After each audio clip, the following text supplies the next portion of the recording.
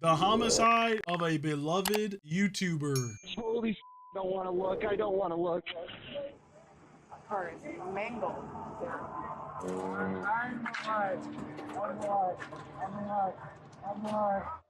Oh, damn.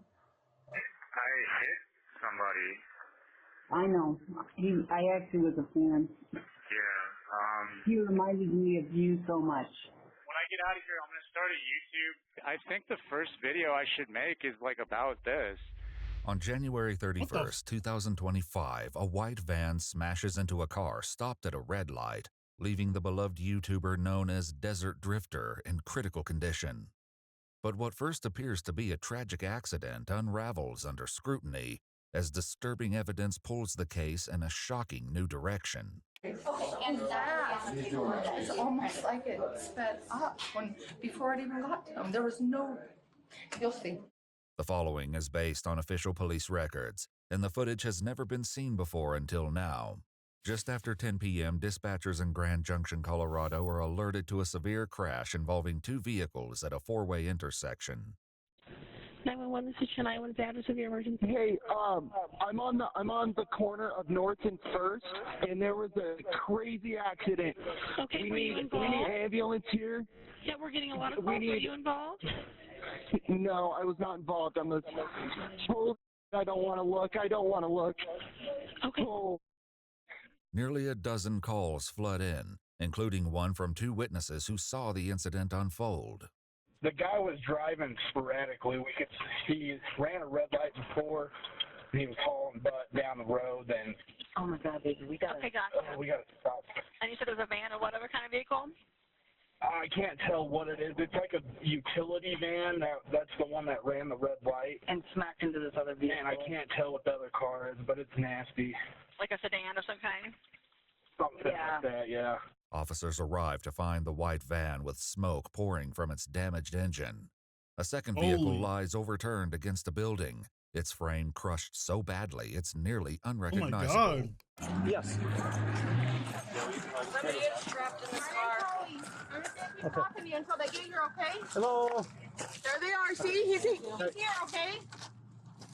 He's conscious. He's like responding with movement. Is there anybody else in there with you? There's somebody Dude, very, very what? heavy damage in this car that's upside down. One person trapped inside.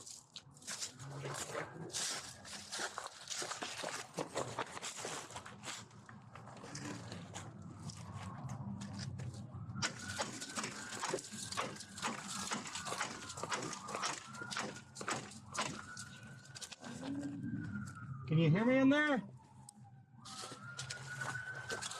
Hello, can you hear me? That's scary. Stuff in that one too? There's a guy that can't get out. Okay. You try to talk to him and get him woke up. I'll go check on that guy. Oh. Are you okay? Hello. He's breathing. He's breathing? He's breathing, but he is unresponsive. Okay, is there anybody else in there? Are you No. by yourself? It's just him. Hey, 35, 58. are you okay? I know you were just in a car accident. You're okay. You're okay. You're gonna be okay. Can you? We're going to need at least 2 ambulances. He's not responsive. Will you guys try and go on the other side? Yeah.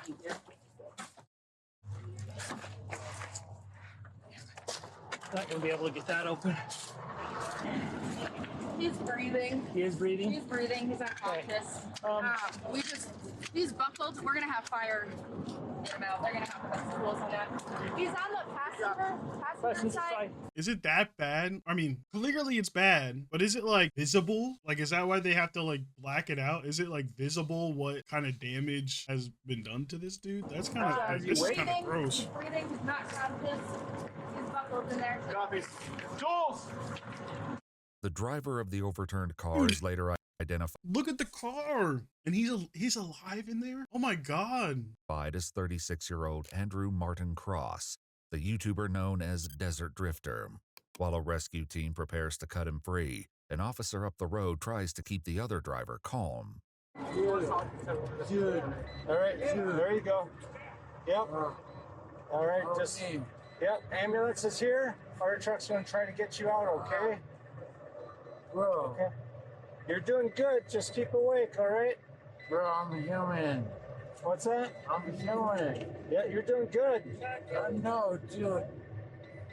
You're doing good, okay? Talking to the dude in the flip car? I'm human. You want to get in there? He's talking to the dude in the van. He's clearly on something. The driver of the van is identified as 37-year-old Ragnar Nicholas Nick Crystal, a U.S. Army veteran. The front end of his van is completely crushed, and the dash and steering wheel has effectively pinned him to the driver's seat. Firefighters utilize a spreader, a powerful hydraulic tool, to lift the dash and free him from the wreckage. Guys. All right, there we go. Okay. Yeah, up and over. Okay, ready? 1, 2. Oh, you got a right behind you. Stretch right behind you. Other way. There we go, Nick. All right. There we go. Let's get a seat collar and get lines ready. Meanwhile, backup officers arrive and attempt to collect statements from witnesses. Hi. Did you see what happened? I was just heading westbound, and I saw like maybe a little bit of it, but not enough to give a testimony. Beside the officer, a bystander records distressing footage of the crash site on his cell phone, which later surfaces on YouTube. I don't know where he is. I don't want to stop recording. Did you guys see what happened? No, we were same as him. Okay. And we don't understand this criminal justice. Okay. Ma'am, did you see what happened? I didn't. I was sitting at the stinker. I saw the explosion, but I didn't actually see exactly These what happened. nosy ass people. I'm an Uber driver. This is one thing I can't stand, is how nosy people are. This has nothing to do with you. You ain't helping. Why are you here? You know what I mean? Like, why? What do you gain from being here? You're just getting in the way. Wait for a call, and so I rushed over and called 911 and tried to do a little assessment for an operator. I really couldn't tell you what happened. I mean, it's, yeah. My car is mangled. Yeah. Once Nick and Andrew are both freed, they're transported by ambulance to St. Mary's Hospital in critical condition. For first responders... Wait, they got him out the car? Tried to do a little assessment for an operator. I really couldn't tell you what happened. I mean, it's, yeah. My car is mangled. Yeah. Once Nick and Andrew are both freed, they're transported by... They were both freed from the car? Dude, I did not expect them to be able to get that dude out that car. Somehow they were able to transport him alive to the hospital? Question mark? Once Nick and Andrew are both freed, they're transported by ambulance to St. Mary's Hospital in critical condition. For first responders who remain at the scene, it's difficult to imagine how both drivers survived such a violent wreck. At least he was wearing a seatbelt. Yeah. I think he smacked his head right on that windshield. You got that stuff?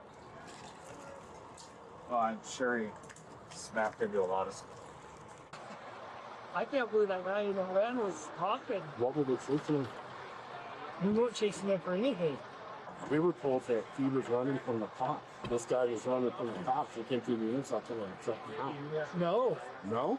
No. Yeah. That's what we were told. We're like, where'd this come from? Who told you that? I don't know. Oh, yeah, no. It was passed on to one of our guys, and then they passed it on. Yeah. Rumor mill. Yeah, that's how that stuff started. Yeah, exactly. Rumors aside, officers are still a long way from understanding the truth of what happened here tonight. An officer arrives at the hospital and attempts to question Nick, the driver of the van, but this proves challenging. Hey, Nick. I'm Officer Keys. Please release my body. What is he saying? Can you tell me what happened? Don't grab there. Why is it my fault? I didn't say anything. I just asked you what happened. These crazy people want control. Okay. Can you tell me what your name is? Can I have my body back? Though his words make little sense, it's Is he still too drunk soon or to under determine drug- whether like that's due to injury doing or drugs? something else entirely. Back at the scene, officers gather statements from more witnesses, but even with their combined accounts, it's difficult to pinpoint exactly what happened. This car was facing eastbound on north at the red light. White car blows the red, smashes into this one, crashes, like it drags this thing, pushes it, and I'm thinking it trips Right there at that curve. Oh shoot! That right there hits that, spins, or flops over, and that guy continues, and he could see. I'm assuming the tire's either on its rim or was trying to brake because these big old gouge marks. Nearly 2 hours after the crash, Andrew's wife Evelyn arrives at the scene. 2 hours? She would later explain that Andrew was on his way home from backpacking and filming for his YouTube channel at Bears Ears National Monument. When he never made it back, she tracked his phone to the intersection. Andrew was just 4 minutes from home.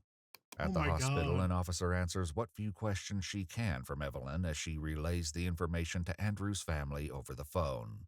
Do you know how fast the person is going? A little over the speed limit. A little over the speed limit, so probably speed limit's like 30 there. Yeah. Is there any other information you can share with me?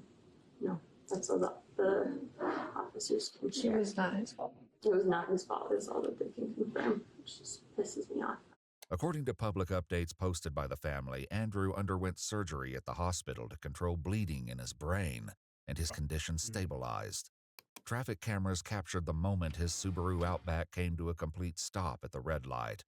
7 seconds later, the white cargo van plowed into the back of his vehicle, sending it barreling through the intersection. Oh my God. Andrew's father later made a guess at how fast the van was really traveling through the 35-mile-per-hour zone. Am I out of the ballpark if I suspect that he was hit from the rear at something approaching 80 miles an hour? Yes, you'd be right on. However, these angles failed to capture the van in the crucial seconds before impact. Later, surveillance videos from nearby businesses, combined with recovered crash data, would paint a far clearer picture. We can just hope right now and hope the miracle happens and Andrew survives this.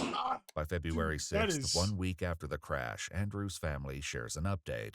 Though he has no spinal damage, a CT scan shows increased bleeding and several small strokes on the left side of his brain. He's kept under sedation to give his brain time to rest. Meanwhile, Nick is recovered enough to answer questions from investigators. Do you have a broken pelvis or something somebody was saying or something?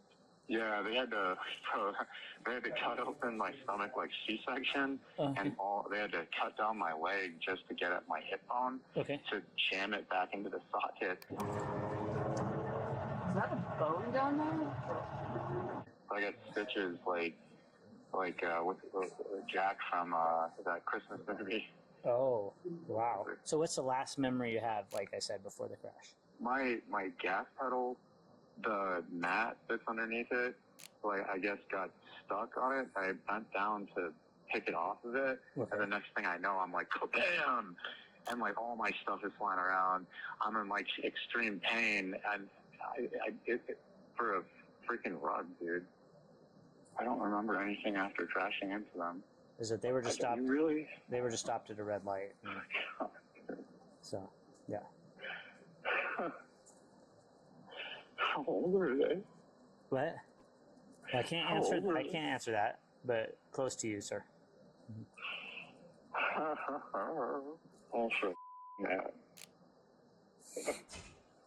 Yeah. Something adding up, chat. What kind of indestructible mat do you have in your car that you can't step on your brake? You know what I mean? Something adding up. It's a very sad situation for everybody involved. According to police records, technicians noted during the van's inspection that the accelerator pedal had been snapped off. After reviewing crime scene photos, the mat also appeared to be partially bent up on both sides after the wreck. While it is possible the mat became stuck, observations made by medical staff after Nick arrived at the hospital point to a more concerning possibility. Any drugs, alcohol, or any other distractions that night, sir? No, so since I don't have a phone and my leg was visibly out of my skin, I didn't know how to cope and wait.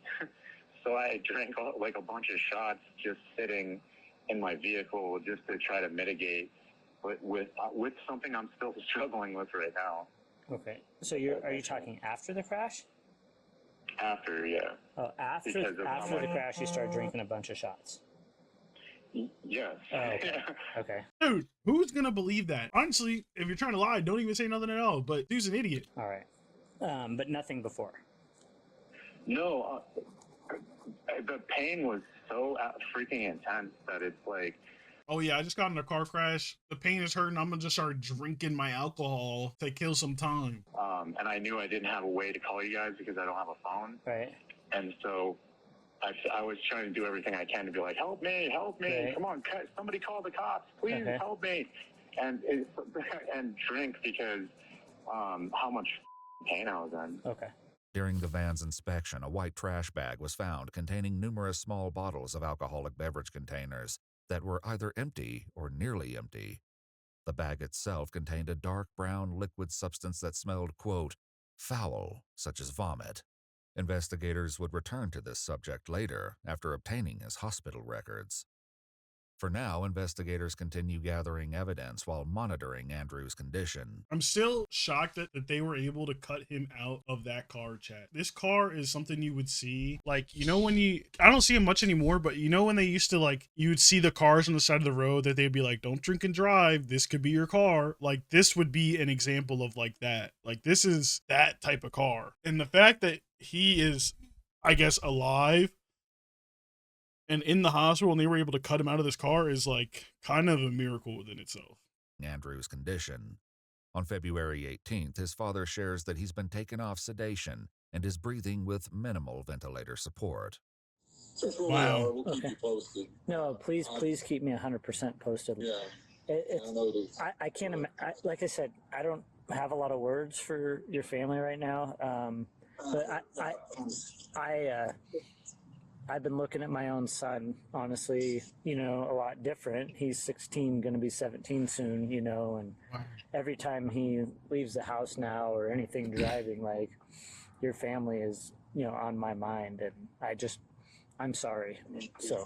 Yeah, no, I appreciate it. Andrew is still in the ICU on February 21st when Nick is finally discharged from a VA hospital. He's promptly intercepted by police officers and arrested on a vehicular assault warrant. Before heading to jail, he's brought in for an interview. How you doing, man? With all things considered, I think they're trying to keep me in a hospital to treat me as like a psychosis or like making something into something that's not. Oh, really? So I just wanted to come to you guys and face the music. Okay. Just get this part out. Sure, I get that. And so, as far as your injuries, it sounds like you can. Dude, for someone who, he looks like not even hurt, and that bothers me because like the other dude's like fighting for his life. Can I walk now and stuff like that? I can't put weight on it, but I've gotten pretty good at hopping. Okay. So I'm just trying to get better. I'm glad you're doing okay and that you're gonna heal up, brother. No, I appreciate it. The thing that bugged me the most was that guy's not quadriplegic and he's alive. Sure. Nick shares with the investigators that before crashing the van, he'd been living in it and was traveling toward the West Coast.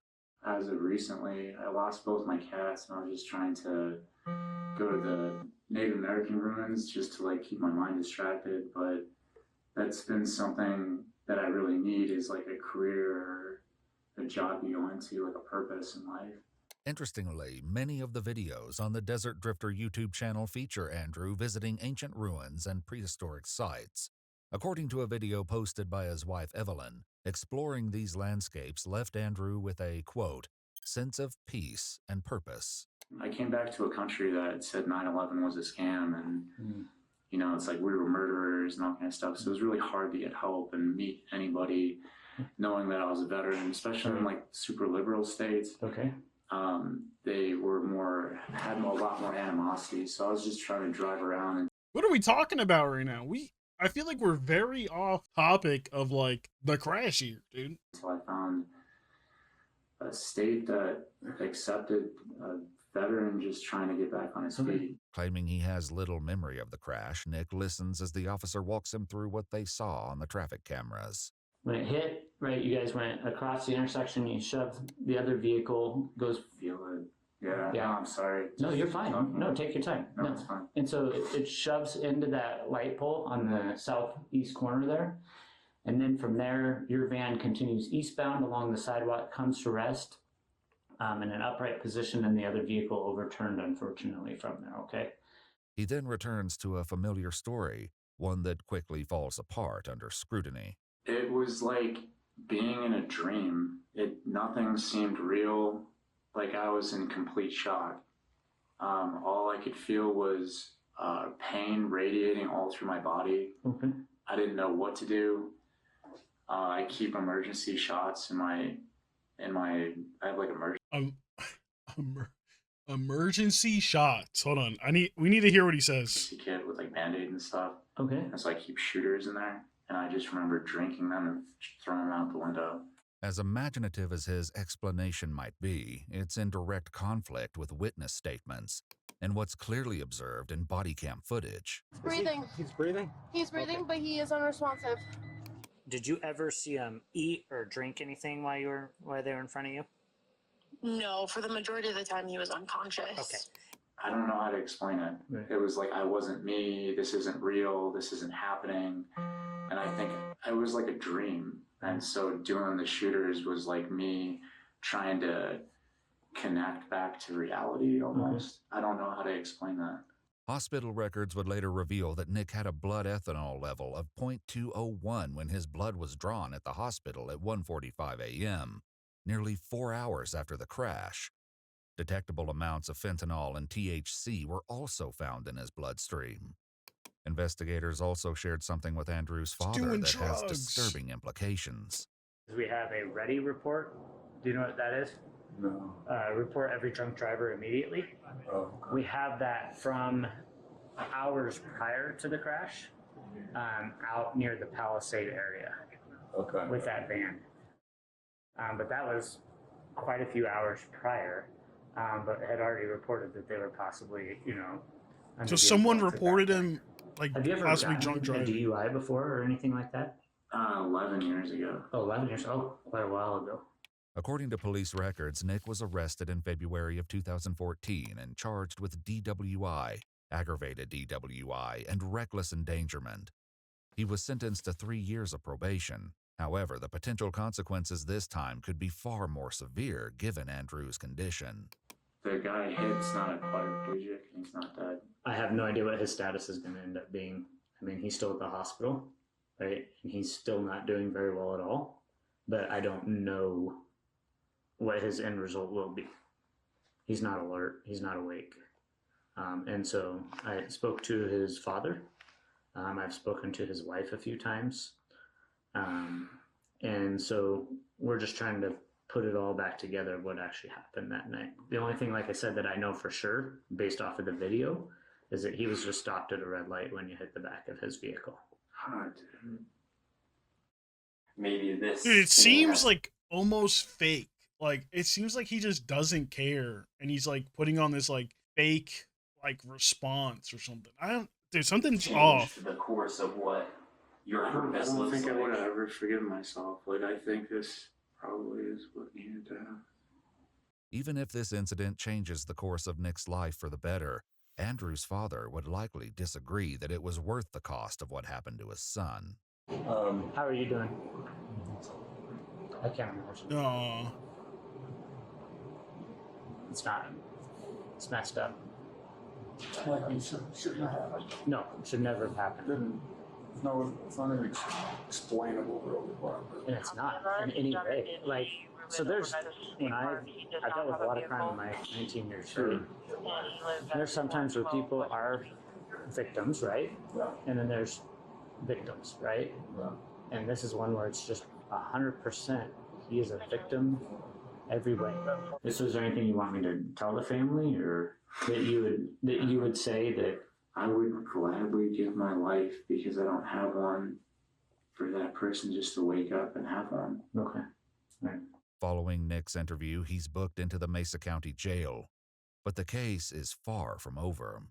Crash data, additional surveillance footage, and Nick's own private confessions will soon cast the incident in a much darker light. For now, Nick reaches out to his estranged mother, who's all too familiar with the victim, Andrew Cross. Hello, Nick. Oh my God. Mama. I'm so glad. I'm so glad you're alive. I hit somebody. I know.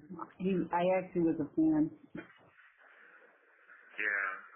He reminded me of you so much. Eric and I used to watch his videos. In fact, we were going to go and take trips to some of the places he'd been just to get out and do something.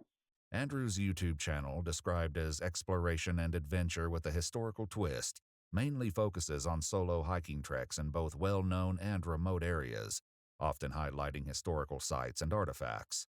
While collecting Andrew's belongings from the totaled car, his father shared further details about his son. He was a history major undergrad at Virginia Tech. He started this channel on a whim because he had an interest in the as you know, these are referred to them, the ancient peoples that populated the lands to our west and south here. So he started putting his videos up, and he's in less than a year he had over 400,000 subscribers.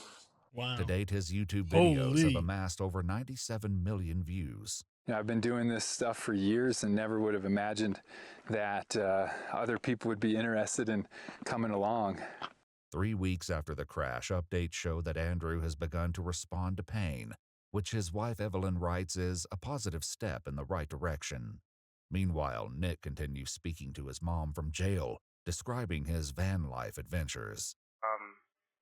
I was going long-term camping. Mom, I saw the most beautiful things in nature that really...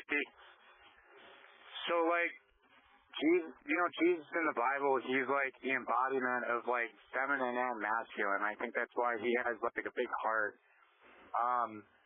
And in the military, they only teach you how to be masculine. You know, how like feelings are poison, and like, talking about your feelings is something gay or whatever. But like, when I was camping, I saw the entire Milky Way. And I was crying for the first time in my life. And On February 22nd, What is he Andrew's on sister about? shares that he's developed pneumonia, but continues breathing on his own with little support. They also begin reading him comments left by his fans, who pray relentlessly for his recovery.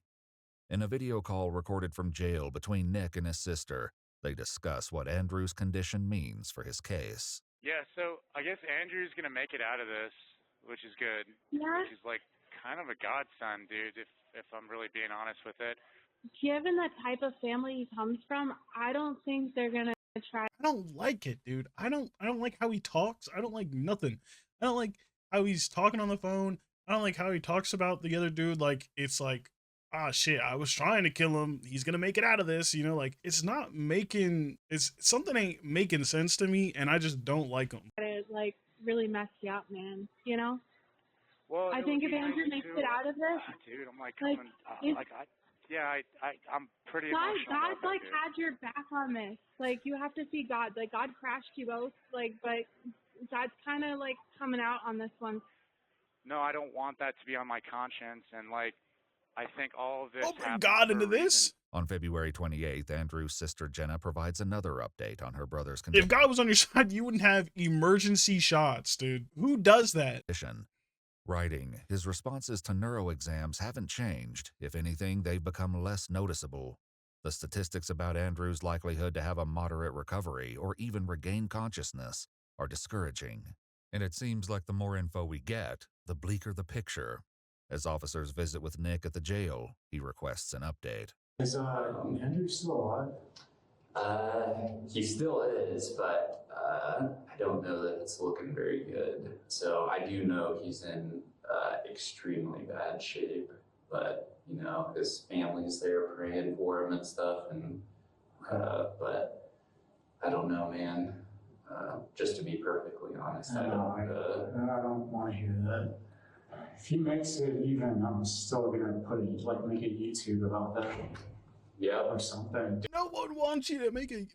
Do something. Just to prevent people, because it's like, I can't even sleep, I can't even... Yeah, I think, and I do know of folks that go around and speak at different, maybe at meetings. That's what he should be doing, is going around speaking to these schools about drinking and driving and why you shouldn't have emergency shots in your glove box, because this is what happens. I'll still in and have the kids see me get shackled back up, because it really would teach a lesson. Like, bro, I'm not even joking. Yeah. As Andrew's condition declines and Nick remains behind bars, investigators continue analyzing the evidence. In the week following the crash, officers met with the nearby businesses, gathering 2 new angles of the crash. The first offers a wider view of the street, and the audio captures the moment of impact with disturbing clarity. Definitely that.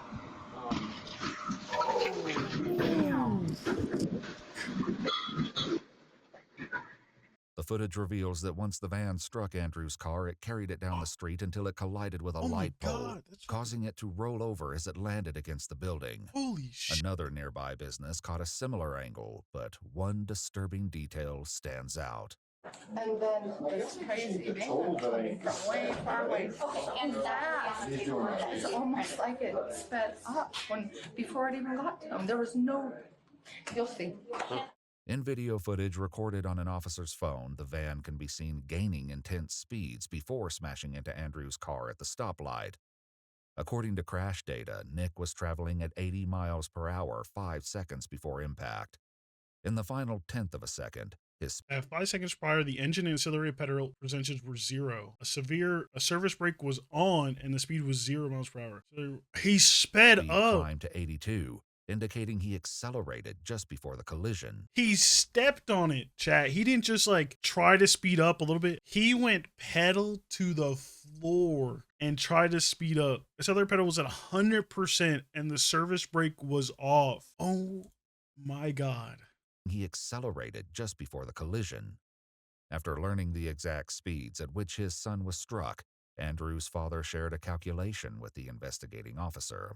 The weight of that van I estimated to be 10,000, his to be 4,000. Speed of travel, 82 miles an hour, his car being stationary.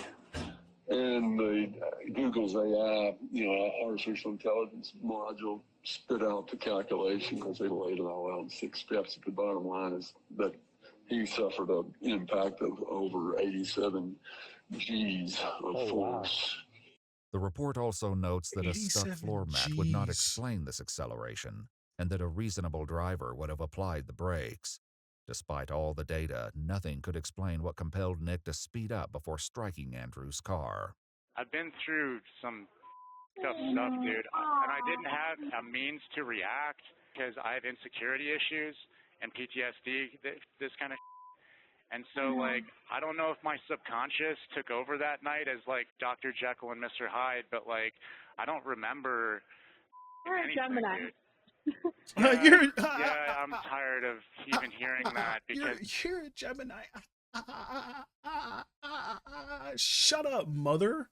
Holy shit. Of who was targeting me for so... No, it's fine. It's hilarious. While it's unclear exactly who Nick believes was targeting him, he spoke further on the topic with his mother. There's some YouTuber bragging to the internet saying she was hacking my phone. It's it was a pretty traumatic 7 years ever since meeting Ross.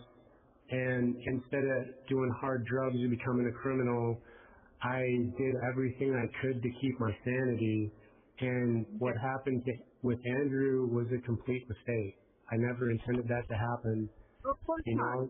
Dude, I was on the phone with the government, and I was accurately pointing out their emotions on a phone as they felt them, even reading their minds.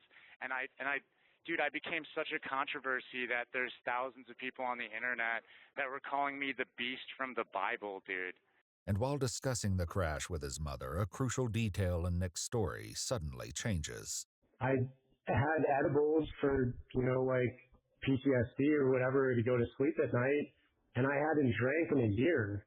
It wasn't me drinking on my own because I'm sad. There was somebody that came up to my van that offered me, they had a big bottle of Jägermeister, and that's the last thing I remember. And then I remember waking up in the hospital, just lost and alone, Mom. Okay. Dude, yeah, I'm pretty sure the mom doesn't believe him after he said it. She was just like, okay. Okay. And so when somebody offered me a drink, I took it because it was another human being who, I'm alone, I'm by myself, offered a good thing to me, or so I thought, and I kind of forgot my problems with alcohol, Yep, I do. Dude, she is over him. In a cruel twist of irony, Andrew's father shared that his son once worked with a group that provides support for struggling adults, including those who are suffering from PTSD. They're in Utah nearby, then they're an outdoor, registered or whatever you have to be, accredited outdoor therapy program for people with primarily drug addictions they're trying to kick, but also some alcohol. Yep. I have a lot of people in my life that love me, but I didn't love myself, and I couldn't forgive myself for everything that I didn't want to talk about, and it kind of ended up like this. Okay. And you guys are right. You're right about everything. I didn't know how to open up to you guys. I didn't know how to talk to you. And it was better to drown my problems in probably every bottle I ever drank alone by myself with no friends. But I think this kind of needed to happen because the last time we ever talked was when I got my first DWI. Yeah. And I think it's ironic.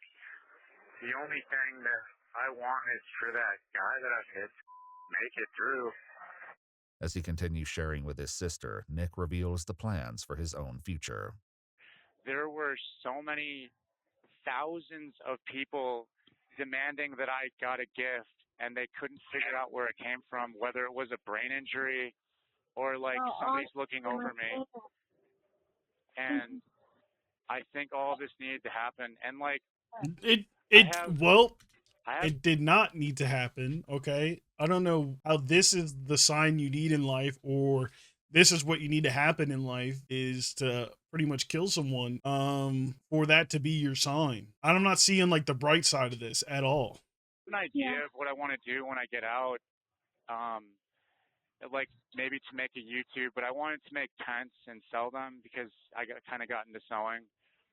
But like, just to travel with that message too, like just have like, free coffee and be like, hey, if you don't buy anything, I've been lonely for a long time and I admit it, and it would be good to just have coffee with somebody. But if you want to buy my stuff, that's cool too. You're a multifaceted person. I can't see you saying to one niche. Like Gemini, well, then help me make it and then be a part of the channel. You know what I'm saying? Like, why not? Yeah. That'd be really cool. And I think the first video I should make is like about this. But while Nick dreams of a future in the spotlight, Andrew continues to decline.